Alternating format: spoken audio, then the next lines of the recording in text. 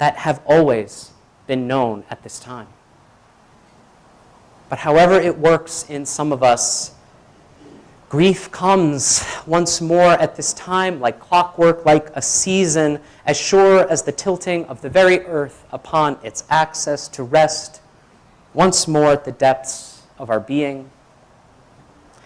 And there ain't no category in Netflix and no shelf in Blockbuster to solve it. There's no movie that's easy to recall at this moment that can fix it, because as a people we seem somehow much more interested in what is out there than what's in here. Remember, more people have walked in space hundreds of thousands of miles away than have ever explored a few miles under the blue surface of our Earth's oceans. We know the surfaces, the faces of Mercury, Venus, Mars, and the Moon better than we know the surface of Earth. True. Kind of makes you wonder about a people who'd rather literally be on another planet than deal with what lurks beneath our own surface. Good grief. But in the nights to come, we will hear so much of holiness. We will hear about the light returning, or the light of the world. We will see light strewn across rooftops on palm trees, reminding us of the comfort that comes with seeing. But if we only focus on the light, we're missing an opportunity. We are leaving an expanse of our own undiscovered if we do not also trust more than our eyes that yearn and stretch out to see the light in the world, if we do not trust that which is unseen, that which we know with keener senses at the depths and the pressures to some unfathomable, and we don't have to look much farther than the oceans around us, we are missing something. In the beautiful reading by Rachel Carson, Mike told us about the ways that so many tiny beings create great reefs that crown the Earth's crust up here for all to see. Truly, the jewels of cooperation and vibrant life on this planet, and a testament to the wonder of the interplay between the sun and the waters we bathe in. But what Rachel Carson did not know, because it hadn't been discovered yet, was that at miles below the surface of the ocean, at pressures and temperatures greater and darkness denser than humans could hope ever to inhabit, miles from a single ray of sun, there grow coral reefs. They are among the oldest forms of life in the deep ocean, and they feed not on sunlight, but on biomatter that falls from above. Many of these species live at temperatures below freezing, almost defying at every turn what most people think they know about life. And that is cause for admiration or awe or curiosity, at least. How a living thing survives when its survival surpasses reason and what we think we know about the world deserves our attention.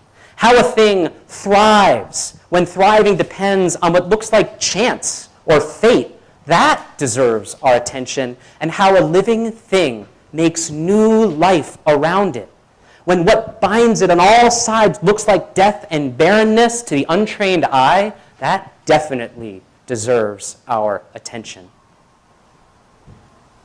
A few weeks ago, I was playing in the ocean. I'm a grown man, I play in the ocean. And a friend who lived here on this island for the better part of a decade was back in town. And he said to me the most unholy phrase you can say, "I haven't had a simple day at the beach in 5 years." So we went to the beach. And it was fun watching this grown person play in the surf. And I said, as I tend to do to my poor friends, "Isn't it funny that in many ways this is all we really think of as the ocean? We walk a few yards into it, we bop around, and maybe we ride some waves, we laugh, and then we talk and we go home and we say, oh, I love the ocean. I do love my friends for listening to my rhetorical questions, because I went on. But there's so much more going on in the oceans we can't see, can't understand, can't even draw into our consciousness if we tried.